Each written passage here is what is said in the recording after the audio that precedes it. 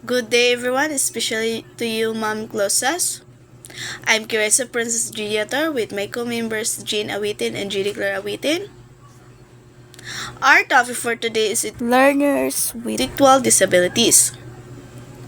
Learning outcomes. By the end of this lesson, you will be able to first describe the learners with intellectual disabilities, and lastly, use good teaching method of them. What do you know? They have three things we know. First, some student learn student than others. So, sometimes, naging estudyante nga, dili gid diretso pa kasabot sa mga discuss sa mga maestra. Second is this student made extra help at school. So, naging sometimes ang mga estudyante need nilang help or compliments sa uban nga makayaro nila mahuman pag eskwela. Lastly, they can still learn and grow. So, as a student is mas magtuon pa ta and mag-grow pa ta samot. Three things we don't know. First, what causes learning disabilities? So, sometimes, wala ta kabalo kung asa gid sila slow bitaw nga dili bitaw diretso makatuon. Second is the best way to teach student who learns slower. So, mangita gid ka pamaagi kung saan ni mapagtudlo sa mga estudyante. Lastly, what support this student really need? So, every student need man gid og difference o find kung asa gid sila mag-work for each one. Good day everyone, especially to Mom Closas. I am Jane Awitin. This is my topic, keywords no. Adaptive behavior, everyday skill, like cooking, dressing, cleaning. So, para sa mga disability, ang nilang adaptive behavior is gagamit sila as support tools to interact people like sign language, screen reader, and interpreter. Ang functional curriculum is the learning daily life skill. So, ang nila is action learning sila like pagbayad sa bus, dayon pagsukli or pag sa kwarta. A life skill, cooking, shopping, using a phone. So, sa disabilities, nakadepende siya sa mga ilahang kondisyon. But, na sila as support tools at special education para matabangan, ma-develop ang ilahang ability. The next is self-regulation, controlling emotional and behavior.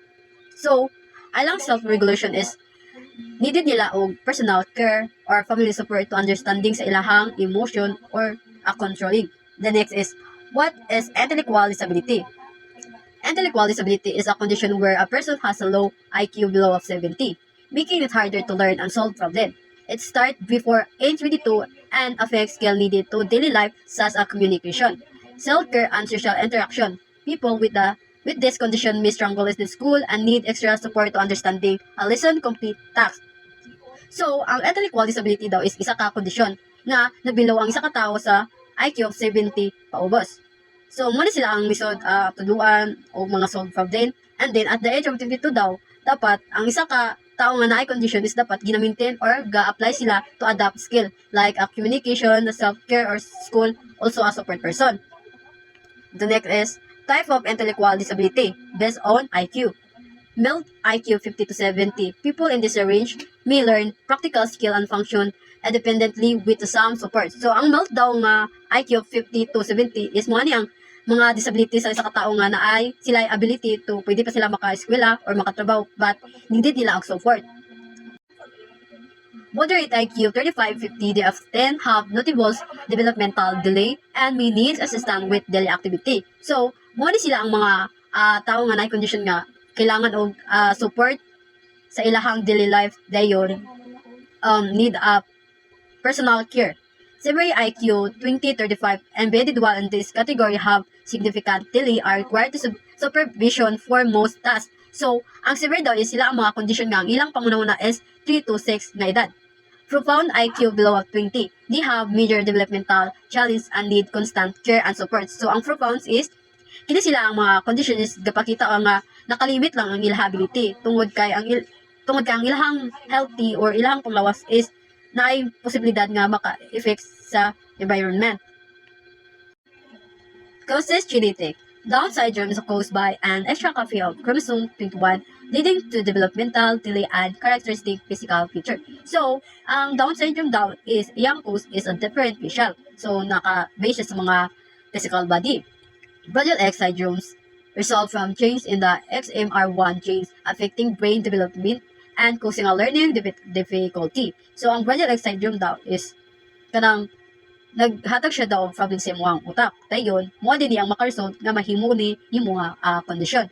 Prader-Wills syndrome, a genetic disorder that lead to excessive hunger, stature, and behavioral challenge. So, ang yang cause study is kanang pagutom, mawing makahato o short height.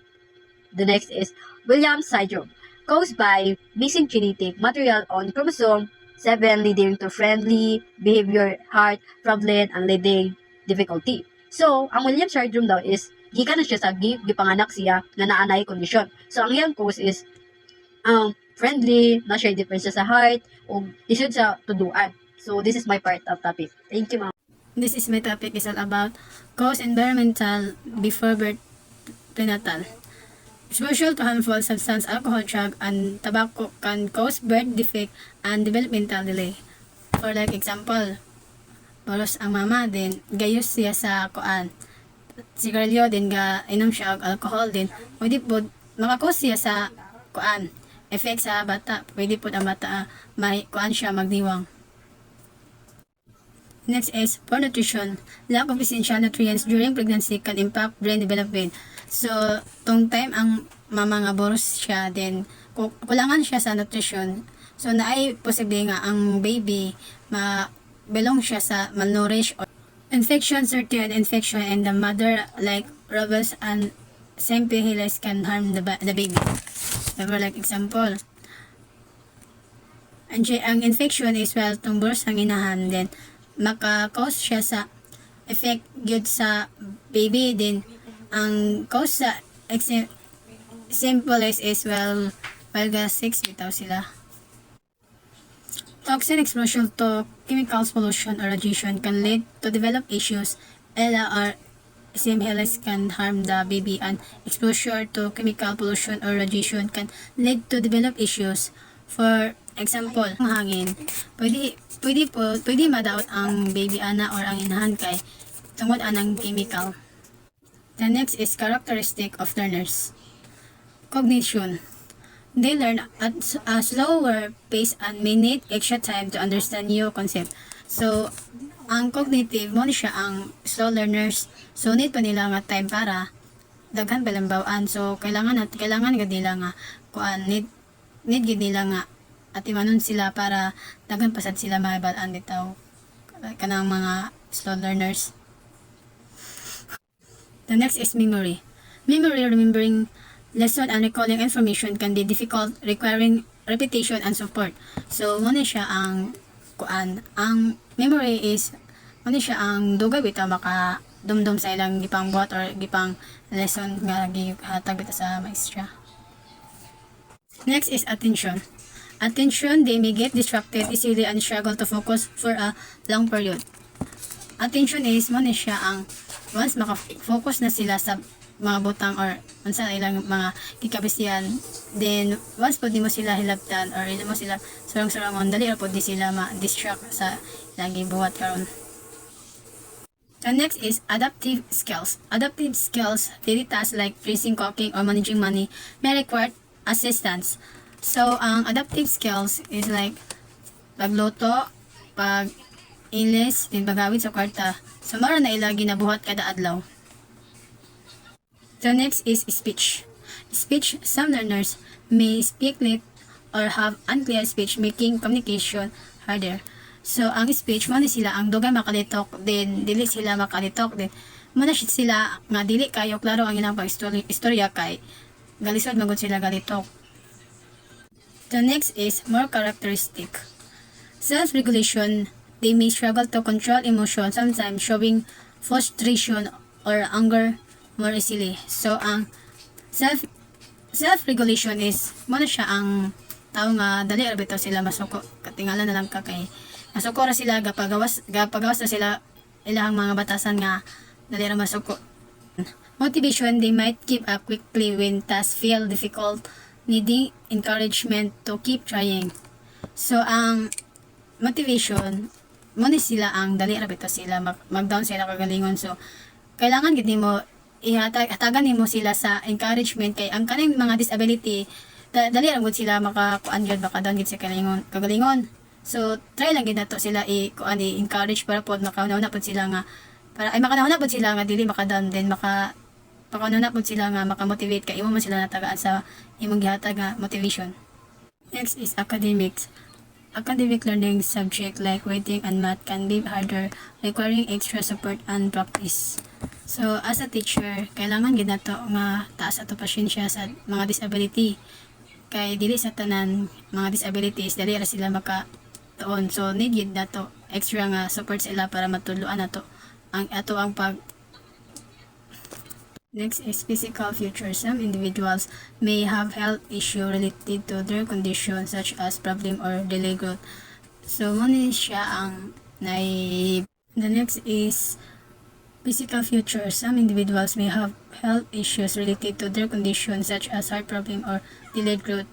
So, some people, they have health issue, for example, heart problem or short height. Conclusion. Learners with intellectual disability face challenge in thinking, memory, and daily life skills, but with the right support, they can grow and success.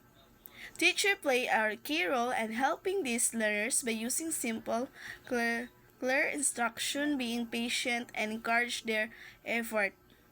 Understanding the cues and characteristics of intellectual disabilities allows educator, families, and communities to provide better learning experience and supportive environment.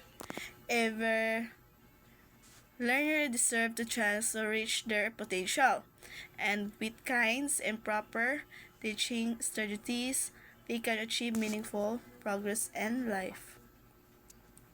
So, as a student nga na ay disability, can success with right support from the teacher and the family and communities. And most important is understanding their needs help everyone help them learn and grow. Thank you and God bless.